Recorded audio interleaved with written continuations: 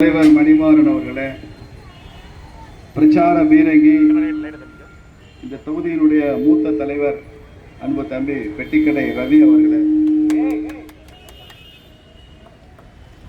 ஜனார்தனன் அவர்களே, பிரபல திரைப்பட நடிகர் ரிஷி அவர்களே, சகோதர சகோதரிகளே, என்னுடன் காலையிலிருந்து பயணம் செய்கிற அன்பு தம்பி ஐயப்பராஜா அவர்களே, நமக்கு நல்லா தெரியும் மகாபாரதத்தை எழுதுனது விநாயகர். அதை எழுதி கொண்டே இருக்கும்போது அந்த எழுத்தாணி முறிஞ்சிருச்சான். வேதவியாசர் சொல்லிக்கிட்டே போறார் மகாபாரதம். அவர் சொல்கிற வேகத்துக்கு இவரால் எழுத முடியல. அவருடைய ஃப்ளோ அவ்வளோ வேகமாக இருக்கு. விநாயகர் அவ்வளோ வேகமாக எழுதி கொண்டே இருந்தாராம். எழுதி கொண்டே இருக்கும்போது அந்த எழுத்தாணி அச்சு முறிஞ்சு போச்சு. ஆனால் எழுத்தாணி முறிந்து விட்டது, இன்னொரு எழுத்தாணி வச்சு எழுதணும் அப்படின்னு வியாசர்கிட்ட சொன்னா வியாசரோட ஃப்ளோ நின்று போகும், அந்த எண்ண ஓட்டம் நின்று போகும். அதனால விநாயகர் என்ன செஞ்சாராம், ஒரு நொடி கூட தாமதிக்காம தனது 2 தந்தங்கள்ல ஒரு தந்தத்தை அப்படி உடைச்சு அந்த தந்தத்தை வச்சு எழுதினாங்க. ஒரு வினாடி கூட தாமதிக்கூடாது வியாசர் சொல்றத. அப்படி மகாபாரதம் படைத்தவர் விநாயகர். அதனால தான் அவரை முழு முதற் கடவுளாக கும்பிடுறோம். என்ன செஞ்சாலும் விநாயகரை கும்பிடாமல் செய்கிறதில்ல. ஒரு வீடு கட்டினா அன்னைக்கு விநாயகருக்கு கணபதி ஹோமம் பண்ணாமல் நம்ம அந்த வீட்டுக்குள்ளே போகிறதில்ல. திருமணம் ஆயிடுச்சுன்னா அந்த கல்யாண மண்டபத்திலே ஒரு விநாயகர் இருப்பார். விநாயகரை வணங்கி தான் திருமண தம்பதியினர் வாழ்க்கையை துவங்குவாங்க. நிறையா பிள்ளையார் வீட்டில் போய் புது கணக்கு எழுதுவாங்க. நீங்கள் நிறைய பேர் பார்த்துருப்பீங்க. மதுரையில் உள்ளவங்கெல்லாம் ஏப்ரல் 1ஆம் தேதி பார்த்தீங்கன்னா பிள்ளையார்பேட்டையில் போய் அவங்க வியாபாரத்துக்கு புது கணக்கு போட்டிருப்பாங்க.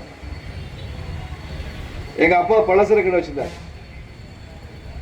நான் சின்ன வயசில் பார்த்துருக்கேன். அவருடைய அந்த நோட்டில் விநாயகர் அப்படின்னு போட்டு 1% பங்குதாரர்னு போட்டிருப்பார். 1% பார்ட்னர். என்ன வியாபாரம் நடந்தாலும் வர்ற லாபத்தில் 1% எடுத்து விநாயகருக்குன்னு ஒதுக்கிடுவார். அது விநாயகர் கோயில்களுக்கான பணிகளுக்காக வச்சுருப்பார். அப்படி கடவுள்களையே பார்ட்னராக வச்சுக்கிற பழக்கம் நம்ம நாட்டில் இருக்கு. Business partner, god is the business partner. அப்படி எல்லா வகையிலையும் விநாயகர் நமக்கு ரொம்ப முக்கியம். ஒரு ஞானத்துக்கான கடவுள்.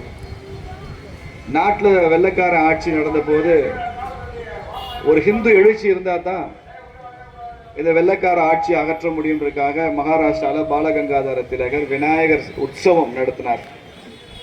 எழுச்சி மிகுந்த விநாயகர். விநாயகர் பார்க்கறதுக்கு தான் சாதுவான கடவுள். அவரை சமூகமாக கொண்டாடிவிட்டால் அவர் ரொம்ப வைப்ரண்ட் காட், வீரமான கடவுள். அவர் நிறைய மாற்றங்களை உருவாக்குவார். வெள்ளைக்கார ஆட்சியை விரட்டி அடிச்சவரே விநாயகர் தான். எல்லா நல்ல காரியம் பண்ணால் பிள்ளையார் சொல்லி போடுவோம். சுதந்திர போராட்டத்துக்கும் பிள்ளையார் சொல்லி திலகர், பாலகங்காதர திலகர் விநாயகரை வச்சு தான் ஆரம்பித்தார். சுதந்திர போராட்டத்துக்கான பிள்ளையார் சொல்லி அவர் தான் போட்டார். அந்த காலத்தில் வியாசர் எழுதின மகாபாரதம் மாதிரி இன்னைக்கும் பாரத நாட்டில் புதிய பாரதம் உருவாகிறதுக்கு விநாயகர் தான் எல்லா வகையிலையும் நமக்கெல்லாம் அருள் பாலித்து கொண்டிருக்கிறார். குறிப்பாக தமிழ்நாட்டில் ஒரு காலத்தில் விநாயகர் சிலையே உடைச்சாங்க. விநாயகர் தமிழ் கடவுள் இல்லை அப்படின்னு சொன்னாங்க. விநாயகர் வந்தேரின்னு சொன்னாங்க. விநாயகர் வந்தேரியா. அவர் கூட பிறந்த தம்பி முருகன் தமிழ் கடவுளா. முருகன் தமிழ் கடவுள்னா கூட அவங்க அண்ணன் என்னையா கடவுள். இந்த லாஜிக் எல்லாம் இந்த பைத்தியங்கள்ட்ட எடுபடாது. பூரா லூசுக எல்லாம். அந்த லூசுக பேசுறது நம்மளும் கேட்டு கை தட்டிட்டு இருக்கோம். பல மத பண்டிகைகளுக்கு வாழ்த்து சொல்ற திமுக